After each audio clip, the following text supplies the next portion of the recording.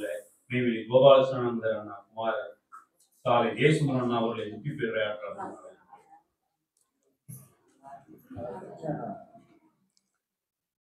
முத்தி பூர்ணம் மெய்யாகவே சதிருகோங்கோடியால மக்களிடத்திலும் உள்ள சர்வ மூலமந்திர நிரூபிக மகான்யராய யோவான் சாலை ஆண்டவர்களே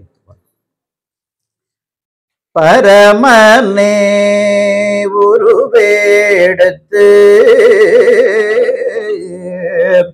பாரிடை குருவாய் வந்த துறவலர்க்கரசே காமீல்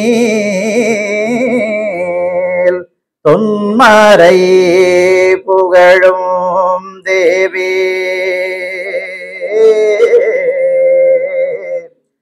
அருமடை பாதம் நோவ அடிமைக்காய் இறங்கி வந்த மறைமணி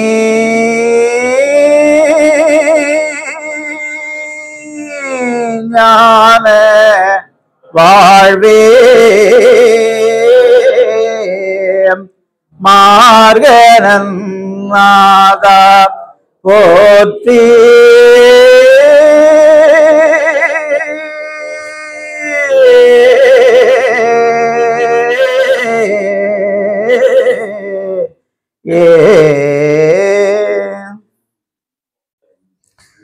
நமது குலதெய்வம் பிரம்ம பிரகாச மெய்வழிச்சாலை ஆண்டவர்களை நினைந்து பணிந்து போற்றி புகழ்ந்து அழி செல்வம் அழியா செல்வம் என்ற தலைப்பில் எனக்கு தெரிந்ததை புரிந்ததை உங்களோடு பகிர்ந்து கொள்கிறேன். இங்கு பாவூர் சத்திரம் வேதம் ஓதும் பாடசாலைக்கு திரண்டு வந்திருக்கும் அனைவருக்கும் நமஸ்காரம். முதல்ல ஒரு கதை. அதாவது பெரியசாமி அப்படின்னு ஒரு மெய்யான குரு இருக்கார். அவர்கிட்ட சின்னசாமி அப்படின்னு ஒரு சிஷ்யர் பல வருடங்களாக இறைவனை அறியணும், அடையணும், தனக்குள்ள இருக்கின்ற அந்த உயிரை தரிசிக்கணும் அப்படிங்கிற ஒரு குறிக்கோளோட சின்னசாமிங்கிற சிஷ்யர் சேர்ந்து ஞான கல்வி கத்துக்கிட்டு இருக்கார். ஒரு நாள் அவருடைய அப்பா, சித்தப்பா, தாய் மாமா 3 பேர் வராங்க. 3 பேர் வந்து சின்னசாமியை பார்த்துட்டு போவோம் அப்படின்னு வர்றாங்க. குரு அவங்க கிட்ட ஒரு கேள்வி கேட்கிறார். என்னன்னு கேட்டீங்கன்னா, உங்ககிட்ட இருக்கிற பொருளில் உங்களுக்கு மிகவும் பிரியமான பொருள் எது அப்படின்னு ஒவ்வொருத்தையும் கேட்கிறார். அப்போ சின்னசாமியுடைய அப்பா என்ன சொல்றாரு, எங்க அப்பா எனக்கு 10 ஏக்கர் நிலம் கொடுத்தார். அந்த கொடுத்த நிலத்தை வச்சு நான் விவசாயம் பண்ணி பாடுபட்டு மரங்கள் வைத்து பழமரங்கள் வைத்து பாடுபட்டு பலனெடுத்து நான் இன்னைக்கு 50 ஏக்கர் நிலம் வாங்கியிருக்கேன். என்னுடைய உழைப்புல 50 ஏக்கர் நிலம் வாங்கியிருக்கேன். எனக்கு என்னுடைய நிலம், என் உழைப்பில் நான் வாங்கிய என் நிலம் அதான் எனக்கு பெரியது, எனக்கு மிகுந்த மகிழ்ச்சியை கொடுக்கக்கூடியதாக இருக்கு அப்படின்னு சொல்றாரு. சரி, இப்போ அவருடைய சித்தப்பா என்ன சொல்றாருன்னா, என்னுடைய மனைவி 100 பவுன் நகை போட்டு திருமணம் பண்ணி வந்தாங்க. எனக்கு ஒரு பெண் குழந்தை இருக்கு.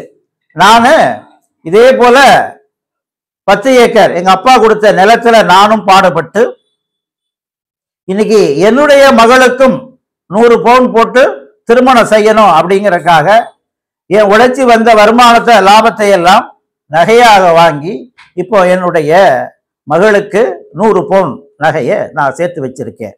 இதுதான் எனக்கு மகிழ்ச்சியை குடிக்கூடிய என்கிட்ட இருக்கின்ற பொருள் அப்படின்னு சொல்றார். சரி, அடுத்து அந்த சின்னசாமியுடைய தாய் மாமா அவர்கிட்ட கேட்கிறார். அவர் சொல்றாரு, குருவே, நான் கல்லூரியில படிக்கும் பொழுதே என் கூட படிச்ச பெண்ணை நாங்க காதலிச்சேன். காதலிச்சுட்டு அவர் வீட்டுக்கே ஒரே பொண்ணு. அப்புறம் திருமணமான பிறகு எங்க மாமனார் கம்பெனிலே அவர்களே கூட இருந்து எல்லாம் ஒண்ணா இருந்து தொழில் செஞ்சோம். இன்னைக்கு வீடு வாகனம் அப்படின்னு எல்லாமே சம்பாதிச்சு மகிழ்ச்சியா இருக்கேன். இப்போ எனக்கு மிக மகிழ்ச்சிகரமான பொருள் அப்படின்னா என்னுடைய மனைவி தான். என்னுடைய மனைவியின் மூலமாகத்தான் இன்னைக்கு நான் அனுபவிக்கிற அத்தனை பொருளும் மனைவியின் மூலமாக வந்தது. மனைவியோட சேர்ந்து ஒன்னா இருந்து உழைத்ததுனால சேமித்த பொருள் அப்படின்னு அவர் சொல்றாரு. இந்த சின்னசாமி சிஷ்யன் கேட்கிறாரு, குருவே நான் எல்லாத்தையும் விட்டுட்டு வந்துட்டேன், இவங்கெல்லாம் சொல்ற மாதிரி எந்த பொருளும் இல்லை அப்படின்னு சொல்றாரு. அப்போ அதுக்கு குரு சொல்றாரு, உங்க அப்பாட்ட இருக்கிறது நிலம் மண் என்ற பொருள், உங்க சித்தப்பா சேர்த்ததெல்லாம் பொன் நகை என்ற பொருள், உங்க தாய் மாமா அவரு தன்னுடைய மனைவி அதுதான் முக்கியமான பொருளாக தன்னுடைய வாழ்க்கைக்கு முக்கியமான பொருளாக அவர் கருதார். இந்த மண் பெண் பொன் என்ற எல்லா பொருள்களும் அவங்க உயிர் இருக்கிற வரைக்கும் தான் அந்த பொருளை அனுபவிக்க முடியும். உயிர் போச்சுன்னா எந்த பொருள்னாலும் அவங்களுக்கு எந்த பயனும் இல்லை. இது அழி உலக பொருள். இந்த அழி உலக வாழ்க்கை இதற்கு மட்டும்தான் அது பயன்படும். ஆனா நீ இப்ப இந்த ஞான கல்வி என்பது அடுத்து உனக்குள் இருக்கின்ற முழு முதற் பொருளாக இருக்கின்ற அந்த உயிரை தரிசித்தால் நீ உன்னுடைய உடலையும் அழியா பொருளாக ஆக்கலாம். உனக்கு நித்தியமான ஒரு சொர்க்கம், நித்தியமான மகிழ்ச்சி கிடைக்கும். ஆகவே நீ இப்ப சேர்த்துக்கிட்டு இருக்கிற, நீ இப்ப தேடிக்கொண்டிருக்கின்ற அந்த இறைவன் என்ற பொருள், அந்த மெய்ப்பொருள், அந்த உயிர் பொருள் தான் இந்த உங்க சொந்த பந்தத்துக்கிட்ட இருக்கிற பொருள் எல்லாத்தையும் விட மேன்மையானது, அழியாது அப்படின்னு சொல்றார். இப்போ நம்ம உலகத்தில் இருக்கின்ற பொருள்களை ரெண்டா பிரிக்கிறோம். ஒன்று அழி பொருள்கள், அழியா பொருள்கள். ரெண்டு, எது அழி பொருள்கள்? நம்ம கண்ணில் பார்க்கிற அத்தனையும் அழிஞ்சு போறதுதான். நம்ம கண்ணில் பார்க்கிற அத்தனையும் அழியக்கூடியது. ரைட். இப்ப நம்மளுடைய வாழ்க்கையவே நீங்க யோசிச்சு பார்த்தீங்கன்னா, பிறக்கிறோம், பொய்க்கல்விக்காக ஒரு 20-25 வருஷம், 25 வயது வரைக்கும். அதுக்கப்புறம் வேலைக்கு போய் பொய்ப்பொருள் சம்பாத்தியம், பொய்ப்பொருள் சம்பாத்தியம் பண்ணி முதல்ல வீட்டை கட்டுவோம், காரை வாங்குவோம். இப்படி இந்த உலகத்தில் அழிபொருள் சம்பாத்தியத்துக்காக கொடுக்கிற அந்த இறைவன் ஒரு நாள் கொடுக்கிற 24 மணி நேரத்தில் அதிகமாக இந்த அழி உலக பொருள் தேட்டத்திற்காகத்தான் பயன்படுத்துறோம். சரிங்களா? கடைசியில என்ன ஆகுது? கடைசியில இந்த அழி உலக பொருள்களே தேட்டத்தில் இருக்கிற மனிதன் அழிந்து போகிறான், இறந்து போகிறான். ஆனா இந்த மனிதனுக்குள்ள அழியாத நித்திய பொருள்கள் இருக்கு. இப்ப நாம தேகம் இருக்குன்னா ஒவ்வொரு மனிதனுக்குள்ளும் 4 தேகங்கள் இருக்கு. இப்ப கண்ணால் பார்க்கக்கூடிய இந்த தூல தேகம் அழிந்து போகக்கூடியது. இது தன்மை என்னது? அழிந்து போகக்கூடியது. ஆனால் இதற்கு உள்ள அழியாத 3 தேகங்கள் இருக்கு. ஒன்று ஜீவ தேகம், இரண்டாவது காரண தேகம், மூன்றாவது மகா காரண தேகம். இப்ப நீங்க பாத்தீங்கன்னா ஒருத்தர் செத்து போயிட்டார். ஆனா பிளக்ஸ் போடுறாங்க, அவர் பேரை போட்டு 4வது ஆண்டு நினைவு அஞ்சலி, 4வது ஆண்டு நினைவு அஞ்சலி. ஏங்க செத்து போனாரு, கொளுத்தி எல்லாம் பஸ்பமாக்கியாச்சு, உடம்பெல்லாம் சாம்பல் ஆயிருச்சு. ஆனால் அவருடைய நினைவு சாகவில்லை, அவருடைய நினைவு சாகவில்லை, நினைவு சாகாது. அதனால அந்த நினைவுக்குத்தான் அஞ்சலி செலுத்துகின்றார்கள். நினைவஞ்சலி, நினைவுக்கு அஞ்சலி. நினைவு சாகல, இன்னும் வந்து தஞ்சாவூர்ல அந்த ராஜராஜ சோழன் 1000ஆம் ஆண்டு அவருக்குன்னு சதய விழா எல்லாம் கொண்டாடுறாங்க. அப்ப அவர் இறந்துட்டாரு, ஆனா அவருடைய நினைவு சாகல. அவர் கட்டின கோயில்லாம் இன்னும் இருக்கு. சரிங்களா? அப்ப தெய்வம் ரொம்ப எளிதாக நினைவு என்ன பெற்றது ஜீவதேகம். நமக்கு எளிமையா நம்முடைய நினைவு, நம்முடைய இன்னைக்கு நீங்க இந்த பாவூர் சத்திரம் சபைக்கு வரணும்னு நினைச்சீங்க, வந்துட்டீங்க. நினைச்சீங்க, நான் வரணும்னு நினைச்சேன், வந்துட்டேன். அப்ப நம்முடைய கட்டுப்பாட்டில் இருக்கின்ற இந்த புற நினைவு இருக்கு இல்லையா, நம்முடைய கட்டுப்பாட்டுல இருக்கின்ற இந்த புற நினைவு தான் ஜீவன். சரி, இந்த ஜீவன் நல்ல உலக வாழ்க்கையை அனுபவிச்சுட்டு இருந்தா கடைசியில யமன்ட்ட போய் சேர்ந்துருது. ஆனால் நமக்குள்ள இறைவன் என்ற இறை பொருள் இருக்கா இல்லையாங்க? மனிதன் 6 அறிவு இருக்கா இல்லையா? இருக்கு. விலங்குக்கு எத்தனை அறிவுங்க? 5 அறிவு. 5 அறிவு உள்ள விலங்கினங்கள் உயிர் வாழுதா இல்லையா? எதையோ தின்னு உயிர் வாழுது. அப்ப இந்த உலகத்தில் வாழ்வதற்கு 5 அறிவு போதுங்க. போதுமா போதாதாங்க? நமக்கு விலங்கினங்கள், பறவை இனங்கள் நமக்கு முன் உதாரணமா இருக்கு. அது 5 அறிவை கொண்டு அது சாகிற வரைக்கும் உயிர் வாழ்ந்துருது. அப்ப மனிதனுக்கு மட்டும் எதற்கு இந்த 6வது அறிவு கொடுக்கப்பட்டது அப்படின்னு பார்த்தோம்னா, இவனுக்குள்ள இருக்கின்ற அந்த இறை பொருளை, இறைவனை அறியணும், அடையணுங்கிறது தான். சரிங்களா? இப்ப நீங்க நாய் வளர்ப்பாங்க, மாடு வளர்ப்பாங்க. மாடு வளர்த்து செத்து போனா ஒவ்வொரு வருஷமும் அதுக்கு கர்ம அதி திதின்னு யாராவது செய்யறாங்களா? பிறகு இறைவனால் பிறப்பிக்கப்படுது, இறைவனால் காக்கப்படுது. அதுக்கு ஆயுசு முடிஞ்சுன்னா சாகுது, அதோட முடிஞ்சு. மிருகங்களுக்கு, விலங்கினங்களுக்கு இந்த பூமியில் வாழ்ந்ததுக்குரிய பாவ புண்ணியம் என்பது இல்லை, எத்தோட முடிஞ்சிருச்சு, அவ்வளவுதான். ஆனா மனிதனுக்கு மட்டும் அந்த பாவ புண்ணியங்கள் என்று இருக்கு, பாவ புண்ணியம் இருக்கு. இப்போ நமக்குள்ள இறைவன் இருக்காருங்கிறதுக்கு ஒரு ஆதாரம் வேணும்ல. நமக்கு இறைவன் இருக்காருக்கு ஆதாரம் வேணும். இப்ப விலங்குகள் ஊமையா? விலங்குகள் ஊமை இல்ல. மாடு மா கத்துது, பூனை மியா மியா மியா மியா. அப்ப அதெல்லாம் ஊமை இல்லை. எந்த விலங்கினமும் ஊமை இல்லை. காக்கானா கா கா கா கா கத்துதா? சரிங்க, இந்த மான்னு கத்துற ஒரு மாட்டை இப்படியோ நீங்க சொல்லி கொடுத்து மியா மியா அப்படி கத்த வச்சிட முடியுமா? ஒரு ஐயறிவு உள்ள மாடு அம்மான்னு கத்துற ஒரு மாட்டை நீங்க என்னதான் சொல்லிக் கொடுத்துக்கு முன்னால சொல்லி கொடுத்துக்கிட்டே இருந்தாலும் அது என்னைக்குமே மியா மியான்னு கத்தாது. இறைவன் அதுக்கு மா அவ்வளவுதான் கத்துறது சொல்லி கொடுத்துருக்காரு. சரிங்களா? ஆனா நாம எப்படி என்னென்னலாம் பேசுறோம், ஒவ்வொருத்தர் குரல்லையும் பேசுவோம். ரைட்டுங்களா? அப்ப இந்த நமக்கும் இதே மாட்டுக்கு நம்மளை விட மிருகங்களுக்கு அதிக சக்தி வாய்ந்தது. குதிரை ஓட்ட நம்மால ஓட முடியாது. நாய்க்கு மோப்ப சக்தி அதிகம். எங்கேயாவது கொலை ஆன இடத்துல மோப்பம் பிடிச்சி இது யார் செஞ்சாலும் கரெக்டா அவன் இடத்துக்கு போயிருது.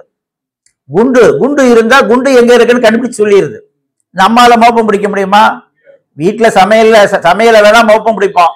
ஆஹா நல்ல வாசனை வருது, ஏதோ ஒரு நல்ல ஐட்டம் செய்யறாங்க இன்னைக்கு, பிரியாணி வாசனை வருது அப்படின்னு. நமக்கு அவ்வளவுதான். சரிங்களா? அப்ப இந்த நாதம் இருக்கு இல்லைங்களா, நாதம், இந்த நாதம் நம்ம அந்த பேச்சாற்றல், வாக்கறிவு மனிதனுக்கு மட்டும் இறைவன் தனி சீதனமாக கொடுத்திருக்கிறார். இப்ப மிருகத்தையும் மனிதரையும் வேறுபடுத்தி காட்டுவது எதுன்னா இந்த வாக்கறிவு. 2 பேருக்கும் உள்ள வித்தியாசம் வேணும்ல. நம்மளை விட மிருகங்கள் பவர் கூடத்தான்.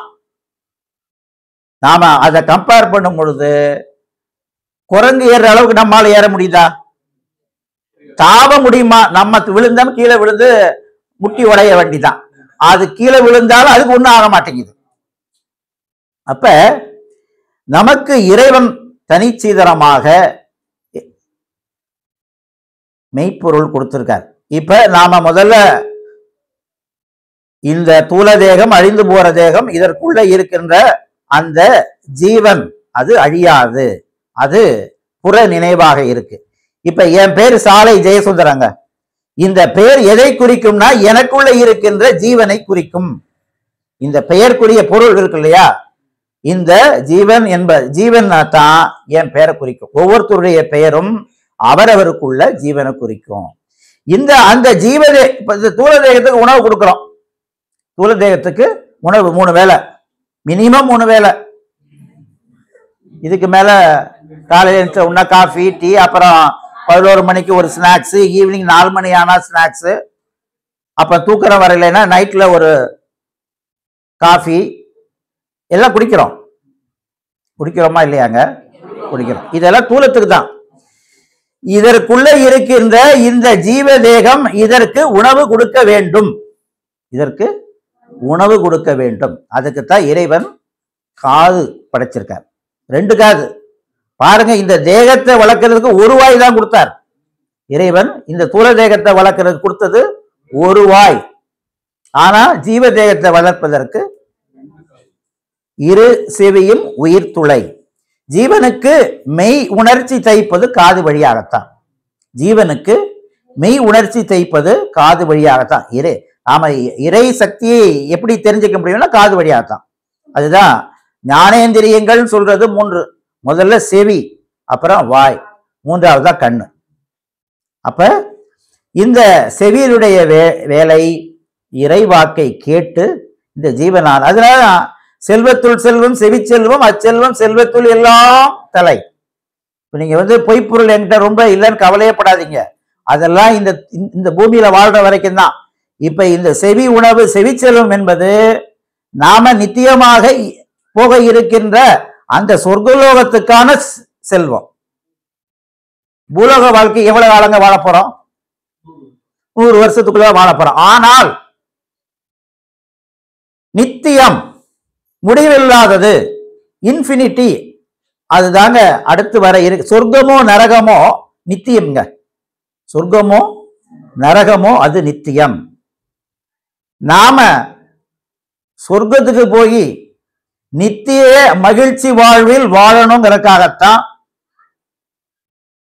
நமக்கு இந்த அறிவு என்ற மாணிக்கம் கொடுக்கப்படுது.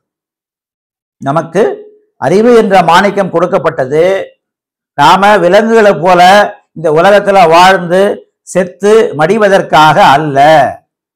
இதற்கு பின் ஏங்க செத்து அழுகுறாங்க? நல்லா யோசிச்சு பாருங்க.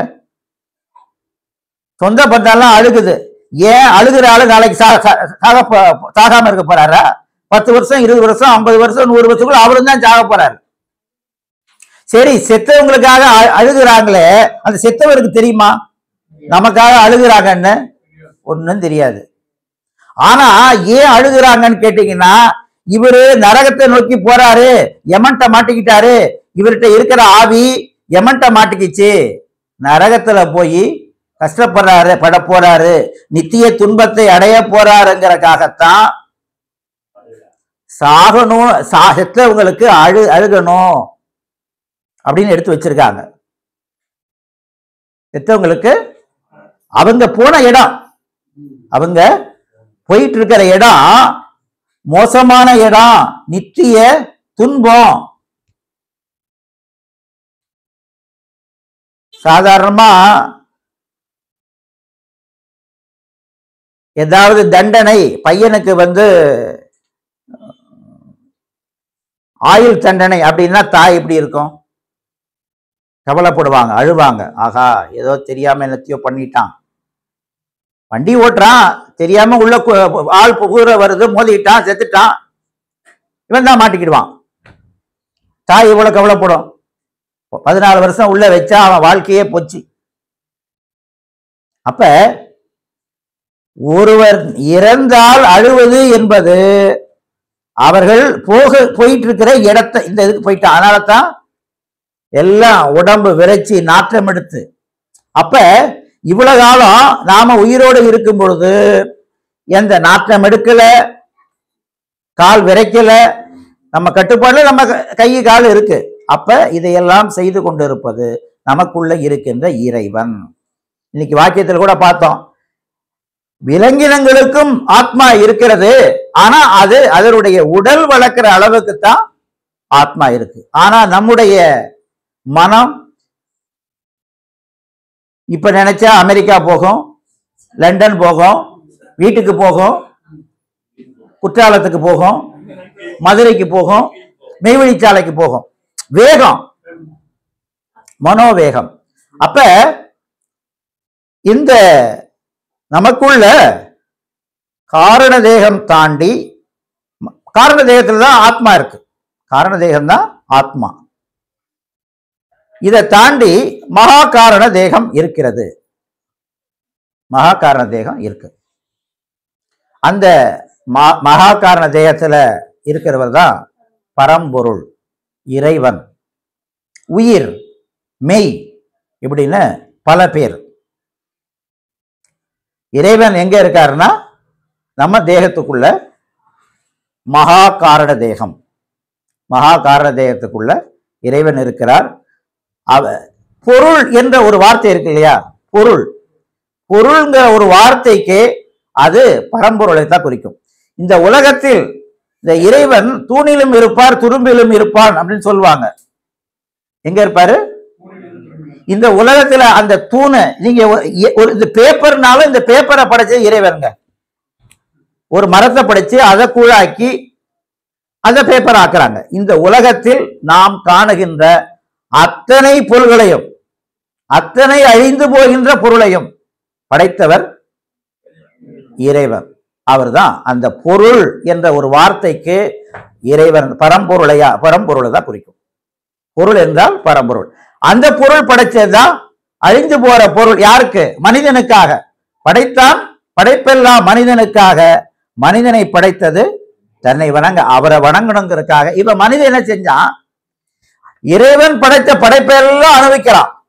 ஆனா இவனுக்குள்ள இருந்து இவனை இயக்கி கொண்டு இருக்கின்ற அந்த இறைவனை அறியணும், அடையணும் அப்படிங்கிற எண்ணம் சுத்தமாக இல்லை. ரைட்.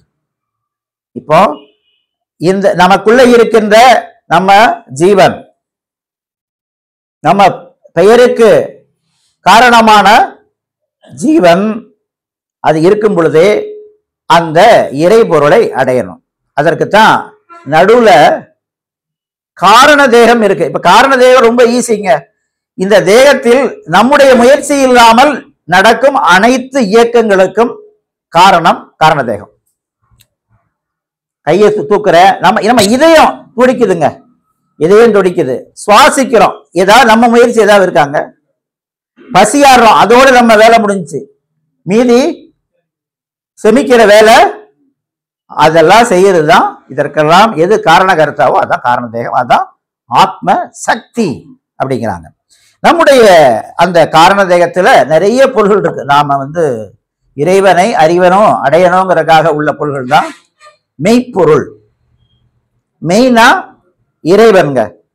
மெய்யை அறிவதற்கு அடைவதற்கு இறைவன் நமக்கு மெய்ப்பொருளை கொடுத்திருக்கிறார். மெய்ப்பொருளை துணை கொண்டு மெய்யை அறியணும், அடையணும்.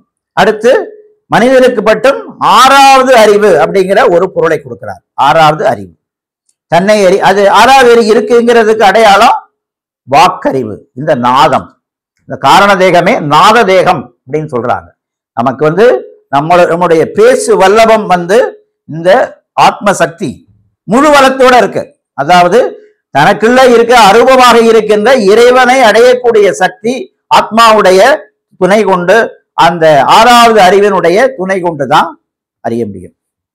அமானிதம், இறைவனை அறிவதற்கு அடைவதற்காக 7 விதமான சக்திகள் கொடுத்தது. அதுக்குதான் புறத்துல பாத்தீங்கன்னா சப்த கன்னியர்கள் பேரு, இன்னும் இசையில சப்த சுரங்கள் பேரு. இசையில சப்த சுரங்கள் காலம், நியதி, கலை, வித்தை, அராகம், புருடன், சுத்தமாயை. இது இறைவன், இது மிருகங்களுக்கெல்லாம் இல்லை, மனிதனுக்கு மட்டும் 7 விதமான சக்திகள். இது அமானிதம் அப்படின்னு இறைவன் சொல்றார். வித்யா தத்துவம், அமானிதம், இந்த 7 விதமான சக்திகளை கொண்டு இறைவனை அறியலாம், அடையலாம். ரைட்டுங்களா?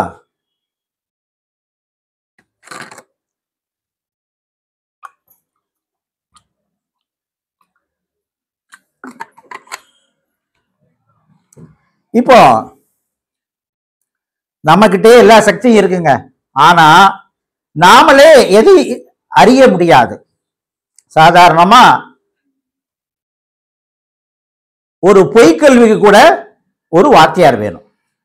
வாத்தியார் இல்லாம இது ஆனா, ஆவன்னா, ஈனா, ஈயன்னா, A B C D C A R car இப்படின்னு ஒருத்தர் சொல்லி கொடுக்கணும். ஒரு பொய்க்கல்வி கண்ணில் பார்க்கின்ற பொருள் அதையே ஒரு வாத்தியார் சொல்லித்தான் நாம தெரிஞ்சுக்க முடியும். இன்னைக்கு செல்போன் வாங்குறோம், சீன எழுத்துக்கள்ல இருக்கு, யாராவது வாசிக்க முடியுதா? எழுத்துக்கள் தான் இருக்கு, வாசிக்க முடியல. ஏன்னா நாம கத்துக்கல. கண்ணில் பார்க்கின்ற பொருளே சொல்லிக் கொடுப்பதற்கு ஒரு வாத்தியார் வேணும்னா நமக்குள்ள இருக்கின்ற அந்த ஜீவன் அது ஆவியா இருக்கு. நம்ம கிட்ட இருக்கிற ஆத்மா சுத்தாவியா இருக்கு. நம்ம கிட்ட இருக்கிற அந்த இறைவன், அந்த பரம்பொருள் பரிசுத்த ஆவியா இருக்கு. எல்லாம் ஆவி. அப்ப இந்த முகத்து கண் கொண்டு பார்க்க முடியாது. அதற்கு அகக்கண் திறக்கணும். ஒரு குரு பெருமானிடம் 12 வருடங்கள் வேற எந்த சிந்தனையும் இருக்கக்கூடாது. ஒரே சிந்தனை, குரு சொன்னபடி நடக்கணும். ஒரே சிந்தனை, தனக்குள்ள இருக்கின்ற அந்த இறைவனை தரிசிக்கணும். இந்த ஒற்றை மனம் ஒரே சிந்தனையோடு குருவோடு இருந்தால் இறைவனை தரிசிக்கலாம். இது வரைக்கும் வந்த 30 முக்கோடி தேவர், ரிஷி, முனிமார்கள் இப்படிலாம் சொல்றாங்க. அத்தனை பேரும் இப்படி 12 வருடங்கள் ஒரு குருவோட இருந்துதான் இந்த ஞானத்தை பெற்றார்கள். அது ஒண்ணுதாங்க வழி. சரிங்களா? ஆனால் இந்த கலியுக கடைசியில, ஏன்னா சாவாது பிறவாது தனி முதலாய் இருந்த நான் ஆவாய் உலகுபடு அழிதுயர் தீர்ப்பதற்காக மேவாது நின்றே என் மாயையினால் மெய்யே போல் ஓவாது வந்து பிறந்திடுவேன் யுகந்தோறும் யுகந்தோறும். அப்படிதான் இந்த கலியுகம் 5000தோட முடிஞ்சிச்சு. அப்ப தெய்வம் அந்த இறைவனே துலந்தாங்கி வர்றாங்க. தன் பெற்ற இன்பொருளே தன் ஆசான் என்றோரார் கண் கெட்ட மாடனவே கான். தன் பெற்ற இன்பொருள், அந்த பேரின்பத்தைக்கு வழிகாட்டக்கூடிய பொருள் தன் ஆசான் என்று தெரியாதவங்களை தெய்வம் கண்கிட்ட மாடு. மாடு அஞ்சறிவு, கண் இல்லாத மாடு. அப்ப நாம இதற்காக இன்பொருள் என்று சொல்லக்கூடிய ஒரு மெய்யான குரு வேண்டும். ரைட்டுங்க. இப்ப நாம கலியுக கடைசியில அந்த இறைவனே நமக்காக தூளந்தாங்கி வந்தாங்க. ரைட். சைவ மதத்தினுடைய வழிபாட்டு கடவுள் சிவபெருமான். வள்ளல் பிரான் அவர்கள் சிவமே பொருள் என்று தேற்றி என்னை சிவநெறிக்கேறும் சிகரத்தில் ஏற்றி சிவமாக்கி கொண்டது பாரீர் திருச்சிற்றம்பலத்தே திருநட ஜோதி. அவர் எது பொருள் சொல்றாரு? சிவமே பொருள். சைவ மதத்துல சிவம் தான் பொருள். ரைட். இப்போ நம்ம தெய்வம் சிவமே இந்த உலகத்துக்கு தூளந்தாங்கி வந்திருக்காங்க. எப்படி அப்படின்னு பாத்தீங்கன்னா அதுக்கு அடையாளம் வேணும்ல. தெய்வம் கைலாயத்தை பூமண்டலத்தில் இறக்கி அதற்கு சாலை என்று பெயர் சூட்டி வைத்திருக்கிறேன் அப்படிங்கிறாங்க. கைலாயம் என்பது ஒரு பரிசுத்தமான பூமி, சிவபெருமானுடைய இருப்பிடம். இந்த பூலோகத்துல சாவே இல்லாத ஒரு ஊர் எங்க இருக்காங்க? எங்க ஊர்ல யாருமே செத்ததில்லை அப்படின்னு எங்க இருக்கா? எங்கங்க? உங்க ஊர்ல கேக்குற.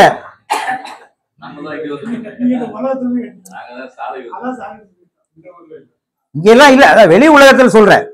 வெளி உலகத்துல இந்த உலகம் அவ்வளவு பெரிய ஊர்ல சாவே இல்லை அப்படின்னு சொல்லக்கூடிய ஒரு தெரு கூட இல்லை.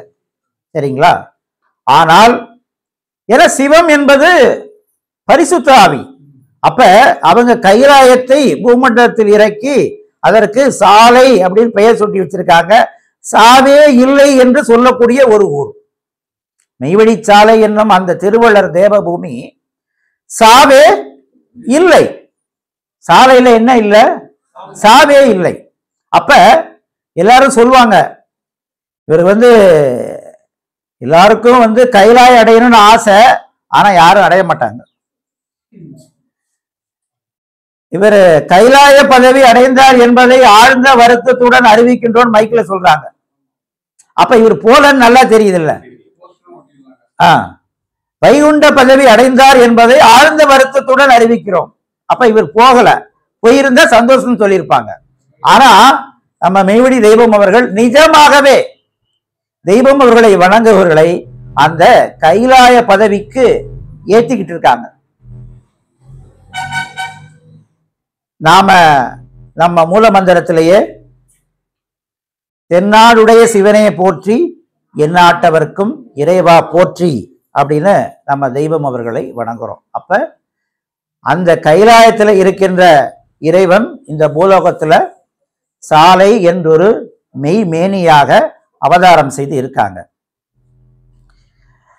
நமக்குள்ள இருக்கின்ற அந்த ஆத்ம சக்தியின் மூலமாகத்தான் இறைவனை அறிய முடியும், அடைய முடியும். இதுதான் சட்டம். அப்ப நமக்குள்ள மெய்ப்பொருள் இருக்கு, நமக்குள்ள மெய்ப்பொருள் இருக்கு. நம்மால மெய்ப்பொருளை தரிசிக்க முடியல, நம் முயற்சியில அதற்குரிய பயிற்சியில இல்லை. அதனால இந்த கலியுக கடைசியில தெய்வமே மெய்ப்பொருளாக அவதாரம் செய்திருக்காங்க. மெய்ப்பொருள் முன்னே ஆகாயத்தில் அருவமாக இருந்தது, இப்பவும் ஆகாயத்துல அககாயத்துல அருவமா இருக்காங்க. மனிதனாக பிறந்த ஒவ்வொருத்தருடைய அககாயத்துல அக தேகத்துக்குள்ள மெய்ப்பொருளாக தெய்வம் இருக்கின்றார்கள். மெய்ப்பொருள் முன்னே ஆகாயத்தில் அருவமாக இருந்தது, இப்போது அது உனக்காக உன்போல் கை கால் அங்கங்களுடன் உன் பூமிக்கு வந்துள்ளது. இதுவரைக்கும் மெய்ப்பொருள் அரூபத்துல மட்டும்தான் இருந்துச்சு. இப்போ தெய்வம் எப்ப அவதாரம் செய்து எல்லா ஞானத்தையும் பெற்று நம்ம மக்களுக்கெல்லாம் அந்த ஞானத்தை தானமாக இனாமாக எப்ப கொடுக்கணும்னு முடிவு பண்ணாங்களோ அப்போ மெய்ப்பொருள் முன்னே ஆகாயத்தில் அருவமாக இருந்தது, இப்போது அது உனக்காக நமக்காக தாங்க. தாங்கள் உருவடை இருந்து கஷ்டப்பட்டு பசி எடுத்து குடல் கருக எலும்பு இழக பாடுபட்டு செய்த தவத்தை கையேந்திர மக்களுக்கெல்லாம் இனாமாக கொடுத்து கொண்டிருக்கின்றார்கள். கையேந்திர மக்களுக்கெல்லாம் இனாம் தான். அப்ப மெய்ப்பொருள் முன்னே ஆகாயத்தில் அருவமாக இருந்தது, இப்போது அது உனக்காக உன்போல் கை கால் அங்கங்களுடன் உன் பூமிக்கு வந்து உள்ளது. அந்த வார்த்தையை கவனிக்கணும். தெய்வம் இல்லைன்னு நினைக்காதீங்க, வந்து உள்ளது. நம்ம உள்ளத்துல இருக்காங்க, நம்ம நினைவுல இருக்காங்க, செயலளவுல இருக்காங்க. உள்ள இருக்காங்க, நம்ம நினைவுல இருக்காங்க. அதனாலதான் மெய்ப்பொருள் அடைக்கலப்பா, அந்த மெய்ப்பொருள்ல சரணாகதி அடைகிறோம். அடைக்கலம் இனி காப்பாத்துங்க, எமன்ட்டு காப்பாத்துங்க. நீதி நிறைந்த பரம்போருளே பரம்போருளே நித்தமென சித்த துரைந்தவரே. அவங்க யாரு? நீதி நிறைந்த பரம்பொருள். நீதி நிறைந்த பரம்பொருள். நீதி என்பதற்கு தெய்வம் ஒரு விளக்கம், மரணக்குளிரை நீக்கும் தீ நீதி. ஈஸியா இருக்குல்லங்க? நீ தீ, மரணக்குளிரை நீக்குகின்ற தீ. இப்ப உலகம் முழுக்க அந்த மரணம் என்ற அந்த குளிருள்ள யமனுடைய கட்டுப்பாட்டுல தான் இருக்காங்க. யாராரு தெய்வத்தை வணங்குறோமோ யமனுடைய கட்டுப்பாட்டுல இருந்து தெய்வம் அவருடைய கட்டுப்பாட்டுக்குள்ள வந்துட்டோம். சரி, இந்த கட்டுப்பாடு நான் இன்னைக்கு தெய்வத்தை வணங்கினேன் அதோட முடியல. தினமும் வணங்குறேன்னு அவங்க கிட்ட நாம உறுதிமொழி செய்யணும். தினமும் வணங்கணும்னு. அதற்குத்தான் காலையில எழுந்து தடவை 16 தடவை, இரவு படுக்கிறதுக்கு முன்னால 16 தடவை. அதுதான் வீச நாடி தவம். நம்ம தவமே செய்யல, ஆனா 16 தடவை காலையில் எழுந்த முன்ன குரு திசை நோக்கி அமர்ந்து மூலமந்திரம் சொல்லு. இரவு படுக்கிறதுக்கு முன்னால 16 தடவை மூலமந்திரம் சொல்லு. ஈஸி தானங்க, 16 தானங்க, ரொம்ப கஷ்டம் இல்லை இல்லைங்க. ரைட். 7 மணிக்கு சொல்லணும்னு மகா சங்கல்ப மந்திரம் எடுத்து வச்சிருக்காங்க. எத்தனை மணிக்குங்க? அது ஏங்க 7 மணிக்குன்னு பார்த்தா நாம இறைவன்கிட்ட கடன் வாங்கணுமே, அம்மானித கடன். நாம கட்ட போறது இல்ல, நமக்கு அது என்னன்னே தெரியாத பிள்ளைங்க கட்டுறது. நமக்கு எங்க மனுஷன் நல்ல நினைவோடு இருந்து கடனை வாங்கினா கூட திருப்பி கொடுக்க மாட்டான்.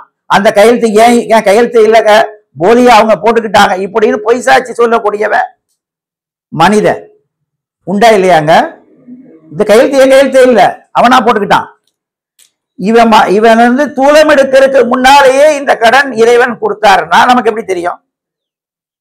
நல்லா வாங்கின காசே இல்லைன்னு சொல்ற மனுஷன் தூளமே எடுக்கல, நமக்கே யாருன்னே தெரியாத பருவத்துல கடனை கொடுத்தா நம்ம எப்படி திருப்பி கட்டுவோம்?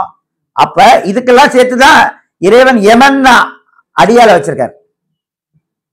இன்னைக்கெல்லாம் நீங்க பிரைவேட்ல கடனை வாங்கிட்டு கொடுக்கலன்னா பார்ப்பாங்க, போட்டு தள்ளிடுவாங்க. போட்டு தள்ளிட்டு பாடி எடுக்க விட மாட்டாங்க, வந்துருவான். பாரியா இத்தனை லட்சம் கடன் வாங்கியிருக்கான், பணத்தை கூட அப்பதான் உடம்ப எடுக்க விடுவேன். நடக்குதா இல்லையாங்க? இறைவனும் ஒரு அடியால வச்சிருக்காரு. யார் எல்லாத்தையும் தான் படைத்த இறை பொருள்கள், அழிந்து போற பொருள்கள் எல்லாத்தையும் சந்தோஷமா அனுபவிச்சுட்டு தனக்குள்ள இருக்கு இத்தனை எல்லாம் படைத்த இறைவனை வணங்கலையோ அவரு அடியால் ஏற்கனவே வச்சிருக்காரு. அந்த அடியால தான்னாத்தான் இறைவனே அடைய முடியும், முன்னபடியே வச்சுட்டார். அப்புறம் எங்க நம்ம ஒரு சாதாரண கடன் கொடுத்தவனே எப்படி வாங்கணும்னு அவன் தெரிஞ்சு வச்சிருக்கான். அதுக்கு மெத்தடு. இறைவன் எல்லாத்தையும் சும்மா கொடுத்துட்டாரு. நிலம், நீர், தீ, காற்று, ஆகாயம் எல்லாத்தையும் கொடுத்துப்புட்டு எல்லாத்தையும் அனுபவிச்சுட்டு அதுக்கெல்லாம் நன்றியே காமிக்க மாட்டேன்னா உள்ளுக்குள்ள அதுக்குதான் யமன் இறைவனுடைய அடியாள். அப்ப நாம தெய்வங்களுடைய அடியார்களாக தெய்வமே யமன்ட்டு காப்பாத்துங்க அப்படின்னு சரணாகதி அடைந்தா காப்பாத்திடுவாங்க. ரொம்ப அவங்க ரொம்ப அது தெரியணும் இது தெரியல, அவங்ககிட்டே சரணாகதி ஆயிடணும். அதுக்குதான் மெய்ப்பொருள் கிடைக்கப்போ. அதுக்குதான் 7 மணிக்கு சொல்ற மகா சங்கல்ப மந்திரத்திலே சாலை ஆண்டவர்கள் மீமதத்தில் நாங்கள் சேர்ந்து ஆகி இருக்கிறோம். நேத்து இருந்தேன், தூங்கினேன், மறந்துட்டேன். இன்னைக்கு இருக்கிறேன்னா 7 மணிக்கு சொல்லிட்டோம்னா சரி இவன் இருக்கிறேன்ட்டான் ரைட். அப்ப இன்னைக்கு யமன் வந்தா நம்ம காப்பாத்தணும் சொன்னா தானுங்க. நேத்து இருக்கேன்னா இன்னைக்கு எங்கம்மா? இப்ப கட்சிக்காரன் இன்னைக்கு இருப்பான், அடுத்த தேர்தலுக்கு முன்னால அடுத்த கட்சிக்கு மாறி இருப்பான். சீட்டு கொடுத்தா ஒரு கட்சி, சீட்டு கொடுக்கலைன்னா அடுத்த கட்சி, அப்படித்தானுங்க இது நடக்குது. அப்ப இது வரைக்கும் நாம அழிஞ்சு தெய்வம் ஒரே ஒரு எளிமையா உன் உலக தேட்டு அனைத்தும், உன் உலக தேட்டு அனைத்தும், அதெல்லாம் நம்ம சம்பாதிச்சு அனுபவிச்சுட்டு இருக்கிற பொய்ப்பொருள். உன் உலக தேட்டு அனைத்தும் ஊதாரி தான் அழிவே. செத்து போற நேரத்துல, அடக்கமாற நேரத்துல என்னென்னலாம் சேர்த்து வச்சோமோ எல்லாத்தையும் விட்டுட்டு போறோம். இன்னும் செத்து போன பணத்துல ஒத்த காசு வைப்பாங்க. நான் கூட ஒத்த காசாவது அவர் தூக்கிட்டு போவாருன்னா அதையும் தூக்கிட்டு போக முடியாது. பாருங்க நீ உன்னால முடிஞ்ச ஒத்த காசை தூக்கிட்டு போ, நெத்தியில தூக்கி வைக்கிறாங்க. உன் உலக தேட்டனைத்தும் ஊதாரி தானழிவே அனைத்தும் நிரூபணை செய்து ஆக்கும் இடம் இதனை தேடாதிருப்பதென்ன தோசித்தனம் ஐயாவேங்கிறாங்க. பொய்ப்பொருள் பாடோ மெய்ப்பொருள் மேவான்ட்டாங்க. நம்ம கொடுத்த 24 மணி நேரத்துல முழுக்க 8 மணி நேரம் தூங்குறோம், 8 மணி நேரம் தூங்குவோம், 8 மணி நேரம் வேலைக்கு போவோம். மீதி எவ்வளவு நேரம் இருக்கு? 8 மணி நேரம் இருக்கு. அப்ப அந்த 8 மணி நேரத்துல இக வாழ்க்கைக்கு 8 மணி நேரம் செலவழிச்சா பர வாழ்க்கைக்கு 8 மணி நேரம் பயன்படுத்தலாமா கூடாதாங்க? நல்லா யோசிச்சு பார்க்கணும். அவரவருக்கு இருக்கின்ற அறிவை கொண்டு யோசிக்கணும். 100 வருட வாழ்க்கைக்காக 16 மணி நேரம் பயன்படுத்துறோம். 100 வருஷம் தான், அவ்வளவுதான். நித்தியமான வாழ்க்கை ஒன்று இருக்கு. நாம நித்திய சந்தோஷம், நித்திய மகிழ்ச்சி, நித்திய பேரின்பம். அதற்கு நம்முடைய ஆயுள் வயதை பயன்படுத்தவில்லை என்றால் கடைசியில் என்ன ஆகும்? இதற்குத்தான் உன்னுடைய பொருள் எது?